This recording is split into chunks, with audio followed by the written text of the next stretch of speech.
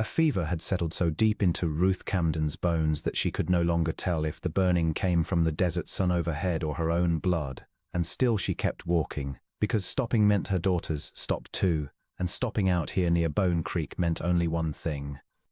"Mama, I can't go much farther," Josie said, 5 years old and swaying on her feet, her small hand slack in Ruth's grip. "A little further, sweetheart," Ruth said, though she no longer believed it herself. Just a little further. Behind them, the dust of the wagon train that had abandoned them 3 days back had long since settled, the ruts of its wheels already softening at the edges under the relentless wind.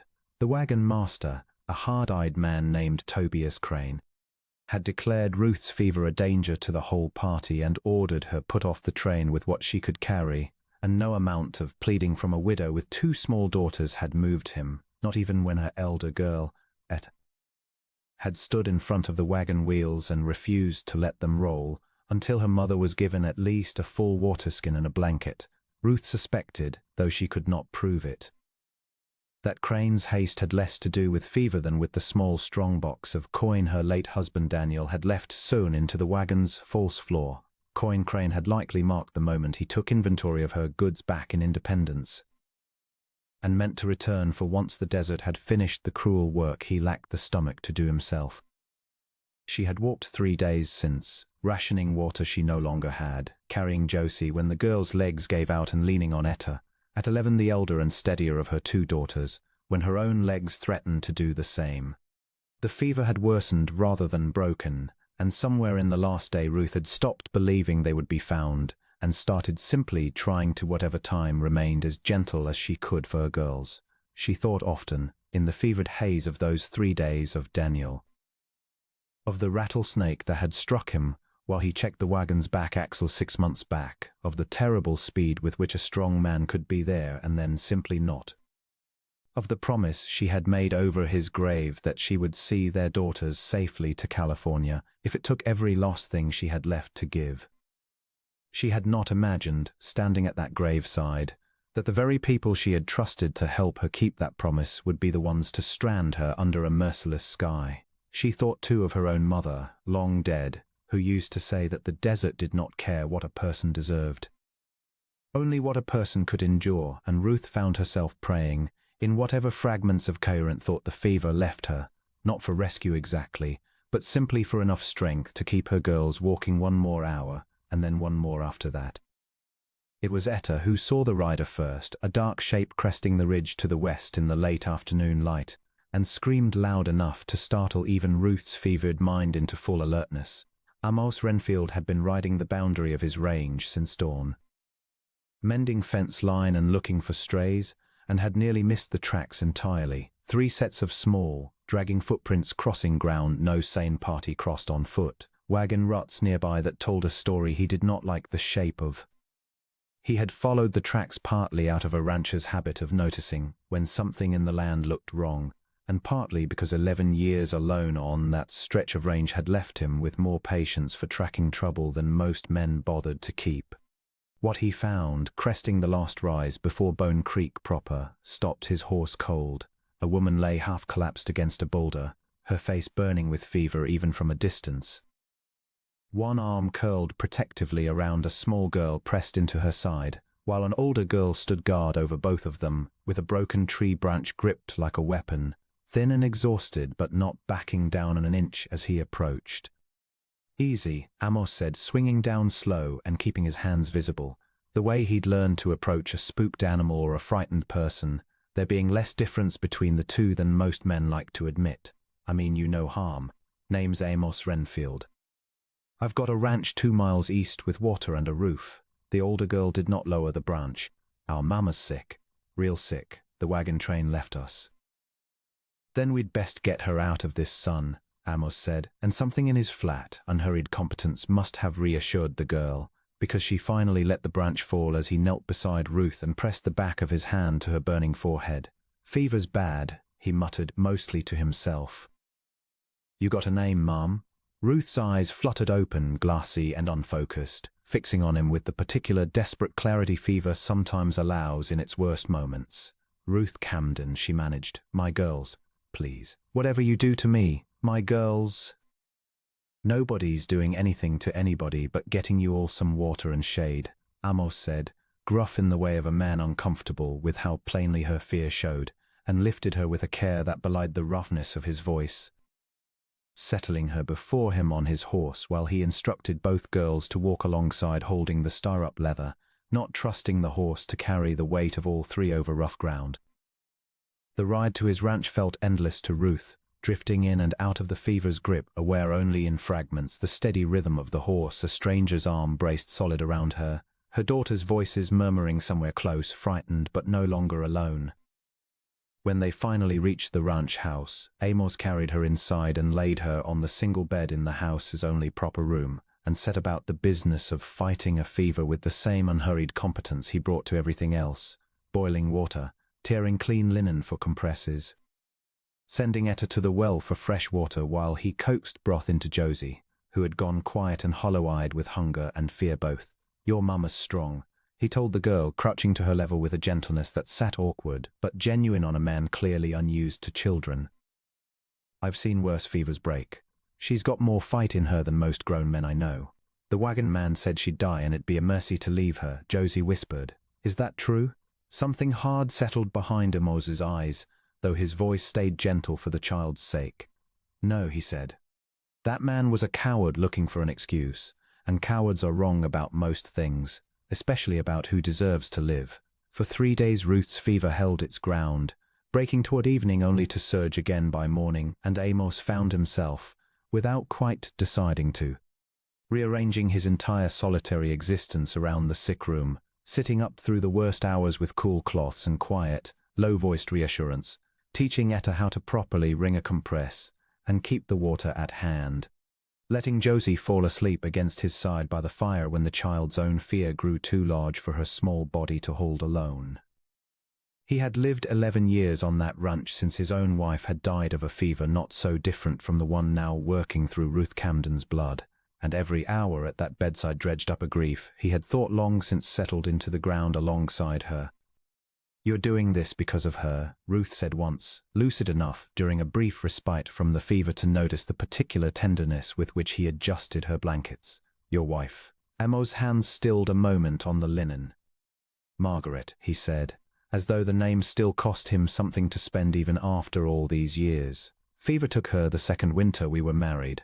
I sat exactly where I'm sitting now and couldn't do a thing to stop it. Watched the whole business happen and came out the other side of it not believing in much of anything for a long while." "I'm sorry," Ruth murmured. "I'm doing this because a woman and 2 children were left to die in my desert," Amos said, gruffer than he meant to sound, as though gruffness might hold the old grief at bay a while longer. "What happened to my wife's got nothing to do with it." But even as he said it, he knew it was not entirely true, and by the 4th night, when Ruth's fever finally broke in the dark hours before dawn, soaking the sheets through and leaving her shaking but lucid for the first time in days, Amos sat beside the bed with a relief so profound it startled him with its intensity. Because somewhere in those 4 days, the stranger he had pulled off the desert floor had stopped being merely a duty and become something he was no longer willing to imagine losing. Ruth woke fully the next afternoon to find both her daughters asleep on a pallet near the fire, and Amos Renfield dozing upright in a chair he had clearly refused to leave for 4 days running, and something in her chest, buried under weeks of fear and grief for her husband, and the desperate arithmetic of survival, loosened for the first time since Daniel had died of a rattlesnake bite 6 months before on that same brutal trail west.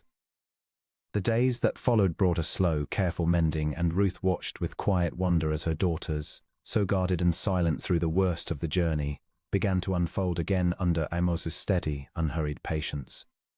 He built Josie a small wooden horse in the evenings, whittling by the fire with a concentration that made the girl forget, for whole stretches at a time, the fear she had carried since the wagon train pulled away without them. He let Etta help him mend tack in the barn and answered her endless questions about the ranch and the range with a seriousness that made the girl stand a little taller each time, as though being taken seriously by a grown man for the first time in her life had rearranged something essential in how she carried herself. Ruth herself grew stronger by the day, and found that the strength returning to her body came paired with something else entirely, a warmth toward this quiet, gruff rancher that had nothing to do with gratitude alone, and everything to do with the particular way he had made room, without ever once demanding anything in return, for her and her daughters to simply exist safely under his roof.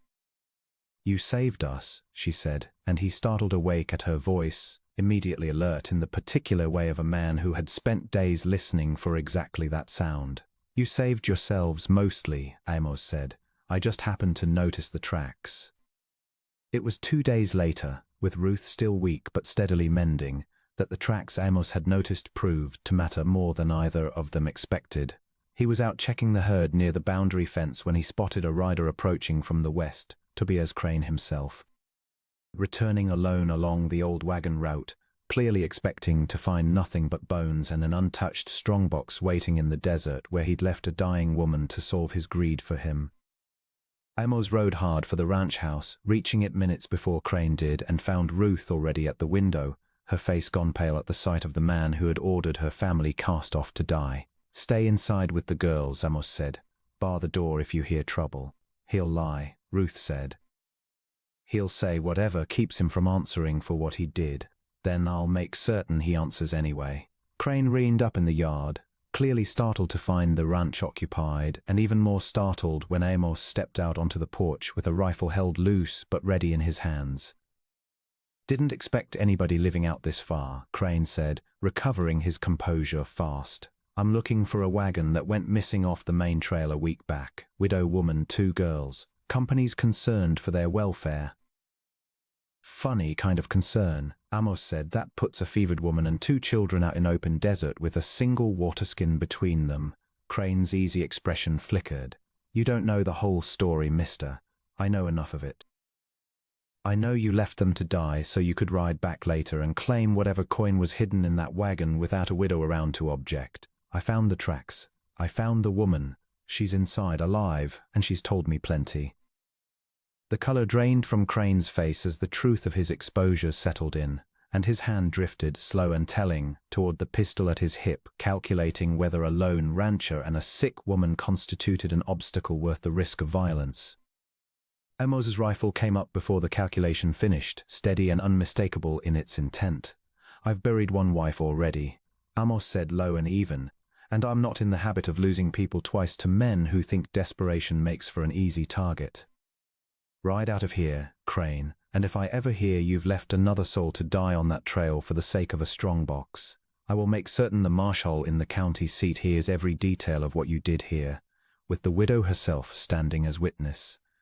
For a long, taut moment neither man moved, the wind picking up dust between them, and then Crane's hand fell away from his gun, the fight going out of him the way it does in men whose cruelty depends entirely on there being no one strong enough to answer it. He wheeled his horse and rode hard back the way he'd come, and this time Amos knew, watching him go, that the man would not risk returning.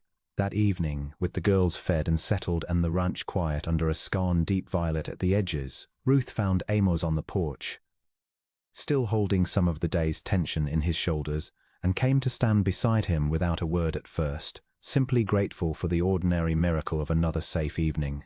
"You didn't have to face him alone," she said finally. "Didn't want you or the girls anywhere near that kind of danger," Amos said. "Not after everything you've already survived." "You keep saying I saved myself," Ruth said, "but I think if I'm honest, I stopped being able to save anyone the moment that fever took hold. You're the one who found the tracks. You're the one who sat up 4 nights running. You're the one who stood on this porch today and made sure a cruel man finally had to answer for something." She looked up at him. "I don't know how a person properly thanks someone for an entire life handed back to her." "You don't have to thank me," Amos said. "Just stay. Not out of debt, and not because you've nowhere else to go, though I know that's part of it too. Stay because this house has had 4 days of your daughter's laughter in it, and I find I can't much remember what the quiet used to sound like before, and I'm in no hurry to hear it again." Ruth felt tears rise, warm and unashamed, thinking of the trail behind her, the husband she had buried, the wagon master who had left her for dead, and the long desperate walk that had somehow, against every reasonable expectation, ended here on this porch, beside a man whose gruffness had never once, not for a single hour, been anything but tenderness wearing a harder coat. "We'll stay," she said, and from the doorway behind them came the sound of both her daughters, awake and listening, breaking into a cheer that startled the horses in the corral and settled, at last and completely, into the easy, ordinary sound of a family finding its way home.